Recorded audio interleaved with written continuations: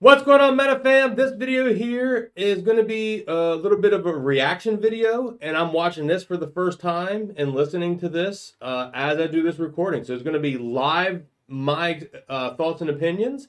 Shout out to Drew Karmic here on Twitter for having this Twitter space, and he has Dave Lauer, and then has followed up with Mr. John Brda. I'm going to touch on the ending here with Dave Lauer, and then the beginning of where John Brda picks up. And there's like 20 minutes or so, 26 minutes left of this space. And let's listen to it, and let's get some thoughts and opinions. So let's get to it here. Get the volume up. There we go. And yeah, I think everyone here probably understands, I hope, and agrees with some of that. So, you know, that's what we do through We the Investors, our grassroots advocacy work. And, you know, I think it's moving the needle. As we saw today, we even got called out by one of Citadel's biggest donor recipients, you know, the representative from Florida, which is where Citadel's headquartered. So, you know, I take that as a mark of pride, personally. Yeah, and I would too. But I want to go back to, you know, with respect to MMTLP, can you shed some light on what those conversations may have consisted of? You know, yeah, I mean, it was people just have a lot of questions. They want to understand the situation better. You know, we're sort of all immersed in markets and what's going on, and people in Congress are not. And they have a lot of basic questions. So, you know, I think we just tried to have an open conversation about, you know, why people are hurting and, you know, what happened. And, you know, most of it's really just centered around how can we prevent something like this from happening in the future. And you know, that's, you know, while you as a community seek restitution, I think for the broader investing public, that's a very important thing to try and focus on. And so that's what we're focused on. You know what, when God forbid, and I would, you know, I'm not wishing this on anyone, but God forbid, you know, you break a bone, the first thing to do is fix the broken bone and then think about, okay, what can I do differently to make sure I don't break that bone again? And I think this community's bones need to be healed first. And I hope that, you know, and I hope that in the wake of that, you know, yes, broader market reform, I'm sure it will come when the facts come to light, and you know, the situation is properly diagnosed.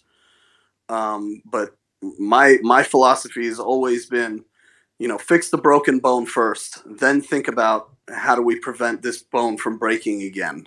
And that's just my opinion. But listen, man, I know you sent me a message about 5 minutes ago or 3 minutes ago saying you had to run.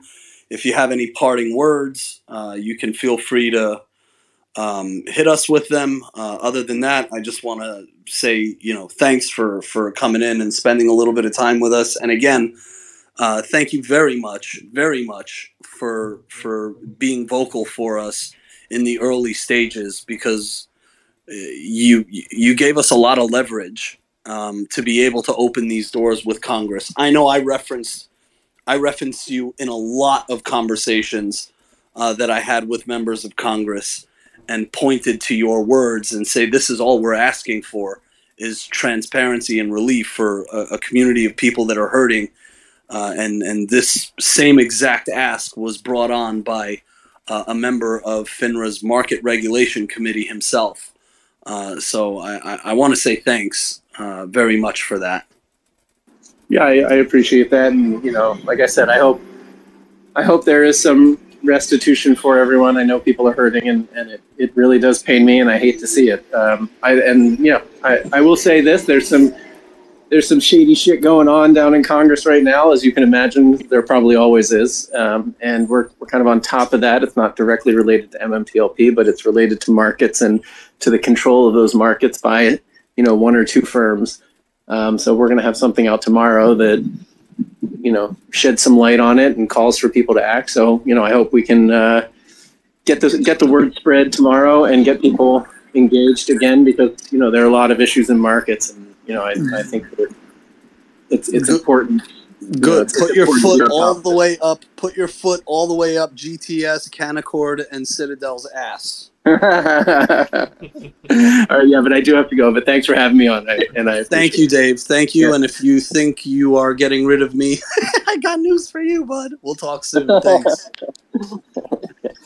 All right, so just quick comments there. Seems like Dave Lauer was very genuine there in that he's here for change.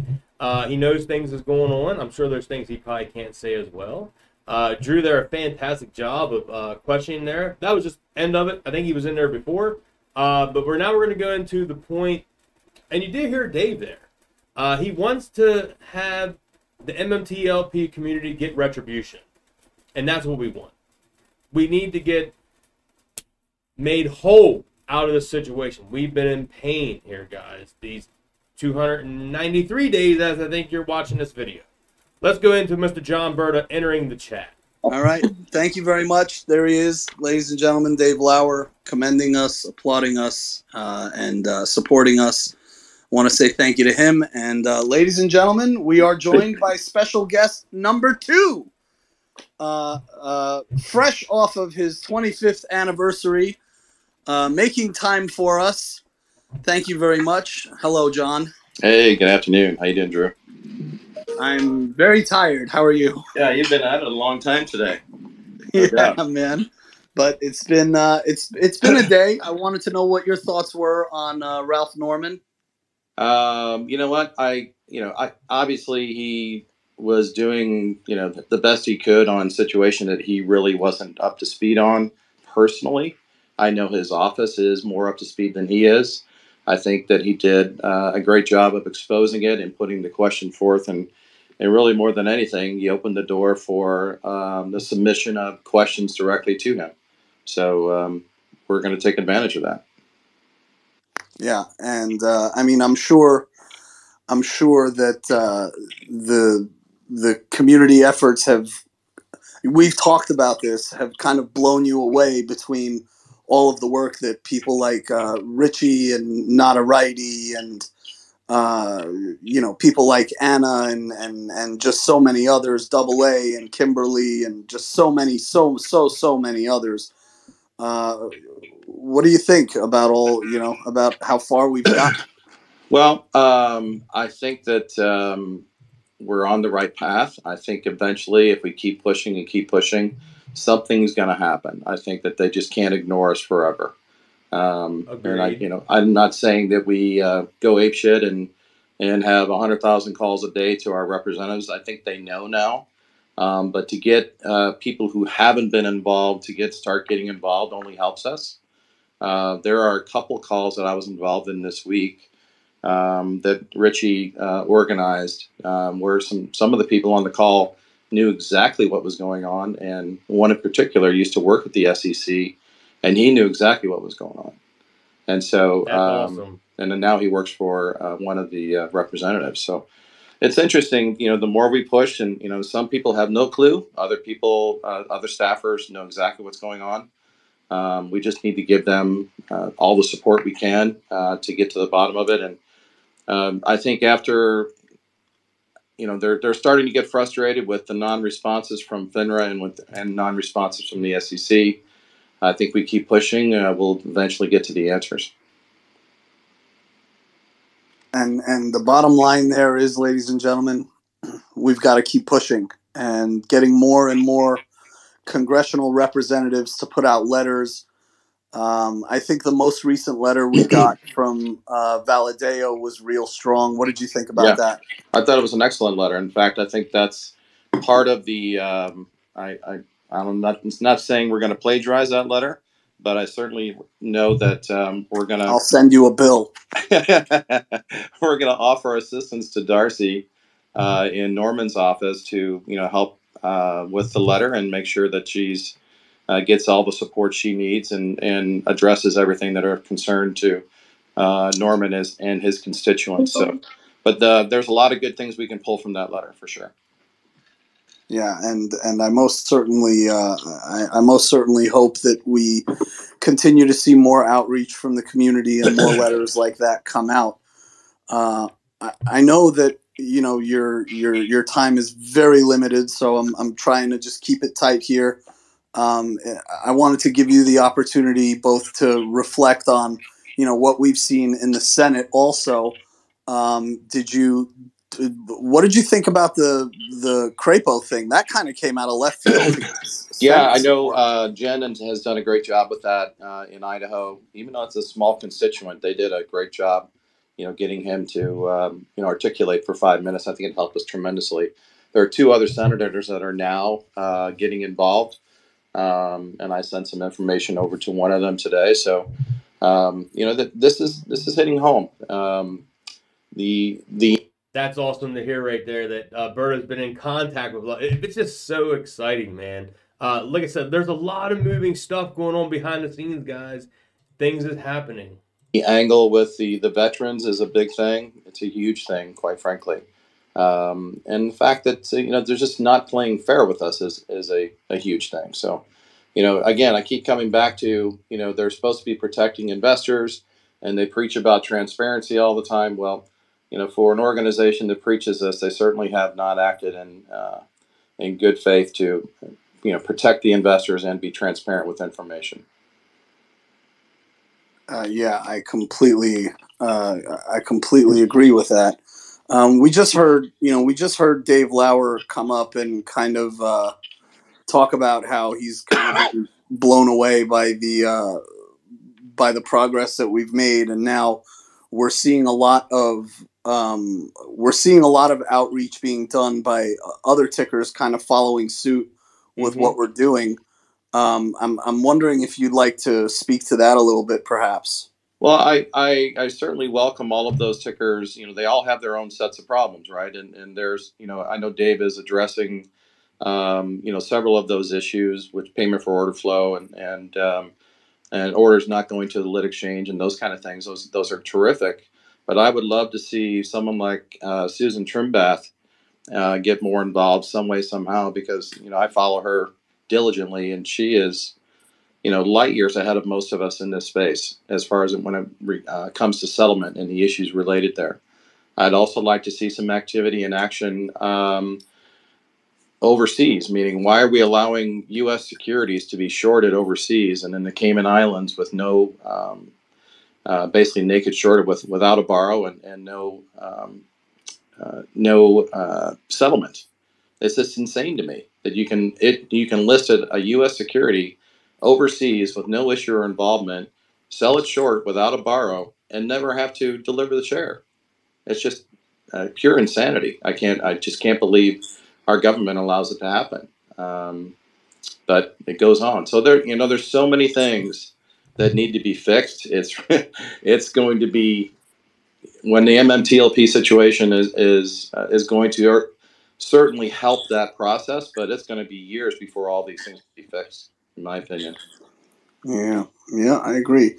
Now, I don't want to ask you about past stuff for obvious reasons, but we recently learned that Greg McCabe has taken a role as chairman of the board at Nextbridge. How positive does that make you as it relates to Nextbridge as a company? Well, I will tell you that couldn't be a nicer person in the world you'd ever meet than Greg McCabe, and more importantly than that, he is so devoted and committed to the Oro Grande project and Nextbridge that I mean, it's so evident in all the times he stepped up, not only when we were Torchlight, but also, you know, since Nextbridge became a thing. You know, for him to you know, lend the company money initially, or $20 million, and then buy the note from Meta Materials and continue to support the company, it's just mind blowing to me, really. And he's not doing, you know, he owns a big percentage of the company, but he doesn't own it. He doesn't own it all. He's doing this for everybody. And so, you know, everybody needs to understand that you know, this guy's got everyone's best interests at heart. And I fully believe that he will do everything he can to make it worthwhile for everyone. Just wanted to point out there, that is very amazing to hear John Brda reassure us about Greg McCabe. Now, he has done so much, as John Brda just broke down there. This man is basically doing everything in his power to make sure that Nextbridge, takes care of all the shareholders. He knows what we have went through. And it's just really nice to hear that reassurance again from John Brda. And that hopefully one day, when this is all resolved, we'll get that big meetup, get to meet, which I already met John Brda, but get to meet him again, Greg McCabe, everyone from the MMTLP community. That'll be so amazing that day we get to celebrate this resolution together. Now, there has been a lot of secondhand answers to questions that purportedly came from you. I'd like to just ask you two before I let you go and close the space, if I can. Sure. Question number one: have you transferred your shares to AST? I have not. Okay. Would you like to know why? Yeah. Okay. I wasn't going to push my luck. So the reality is, my shares and McCabe shares and two or three other folks that I know have their shares at brokerages that clear through RBC.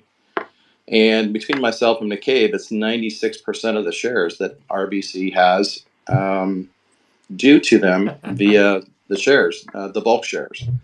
So McCabe what they're supposed to have. That they're supposed to have, correct. So McCabe has transferred his shares. And at least he's put in for the transfer. I don't think it's happened yet, but he's put in for the transfer. Well, that will leave only 8% of the shares remaining at RBC. It should. And then obviously they're monitoring the share activity. And, if we have a discrepancy at RBC, guess who's going to be going after them? So that's why I haven't moved my shares. Okay. And that's valid and important. Another question. We learned that Nextbridge, and we covered that in the video from yesterday. So Greg McCabe himself has 92%, and if John Brda would add in his shares, I believe he said it would be 94, 96%, and there's two or three other people that he knows that has shares as well. So they have like 96% or so of that allocation locked up if they would all transfer. At least 4%, guys, roughly 4 or 5% left of any regular investors or any other brokers or hedge funds that have shares that go through RBC. Bridge reached out to FINRA, OTC Markets, and the DTCC to try and make a market reconciliation happen. Do you think, and this is just your opinion, that if we pushed hard enough, that we could either make that process happen or accelerate getting the answer on whether that process can happen? The answer to the question is I do not think that FINRA is going to give us that a response. So if you read the response that FINRA posted and published, I don't know why they did it, but they did it. It was a very carefully worded response as to doing this sort of thing is not in their purview, right? And so this is just my opinion, and maybe others as well, is that to me isn't the final answer. And so because it would fall under the purview of, let's just say, someone else. Correct. I don't know who that someone else would be. I have a theory, but I'm not. And I do too. You're right, but I'm not 100% sure on what that would be. So, that's kind of where I think it stands, and I don't know what buttons to push to find out if that organization is the one that has to approve it or not. Because they all seem to point their fingers at each other. And, they all say, well, it's their, responsibility, or it's their responsibility. Oh, we gave that responsibility to this SRO. They all just want to kick the can down the road and buy time. That's all they're doing. So to that extent, I don't know if that can ever be done. But if it can be done, it would have to be at one particular agency, in my opinion. That's just my opinion. And if there's one thing you've learned about me, it's that I'm an excellent button pusher. Now, but I will say this, Drew. Yeah. That doesn't stop the fact that we do need the share count. I'm 100%, absolutely 100% believe that we need the share count because I don't trust any of these guys. You know, and quite frankly, I don't know how they're going to truly get the share count. I was thinking about this last night, is that there have been so many shares that were traded overseas that were never delivered. You know, the people have them in their accounts as IOUs, but those shares were never delivered. They were just naked shorted. How are those people? You count the IOUs, don't you? I know, but how do you know? Because those firms don't clear here. They clear through Clearstream. They will probably have to go, and I don't know if DTC does this or SEC or what, but they'd have to probably go to those firms and say, okay, how many IOUs do you have, and what firms are they in? Yeah, they would have to go to every one of the broker dealers and clearing houses involved in Europe or basically worldwide. So, and I don't know how big of a task that is. I mean, who's policing all that? You know, you would think the U.S. government would be policing that on behalf of U.S. issuers, but they don't.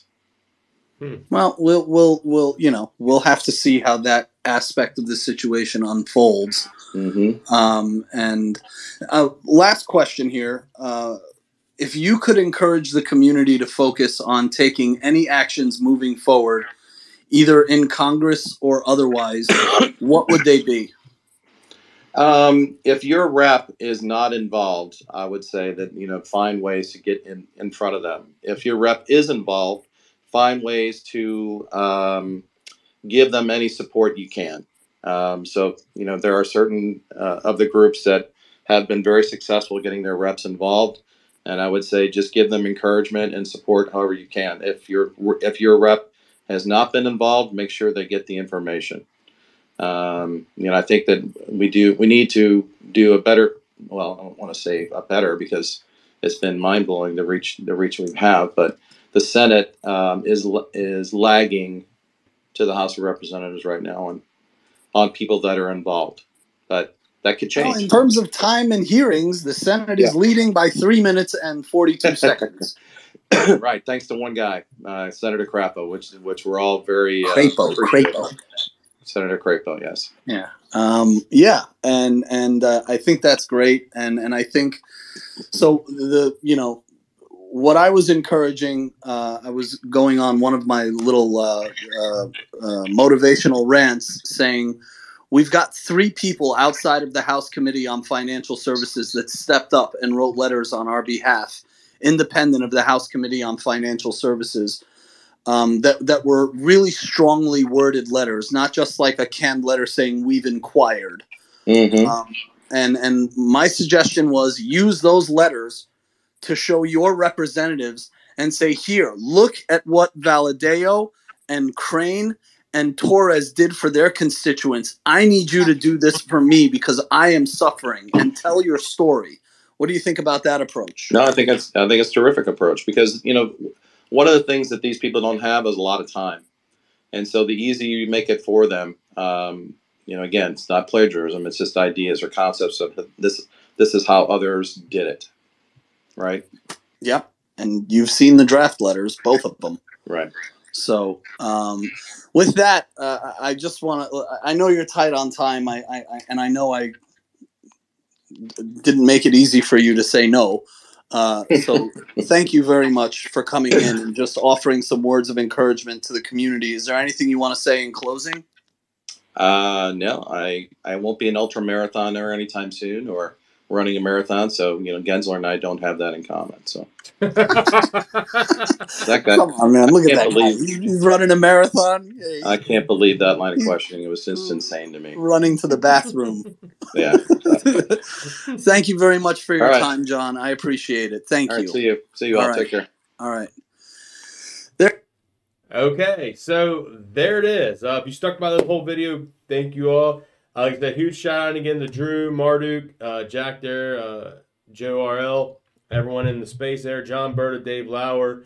And now we got the message out here to the YouTube community. It was very awesome to have John Brda come in with those words of encouragement. Hope you all enjoyed today's video. If you did, smash thumbs up, drop a comment down below. Love and appreciate every single one of you all. Peace.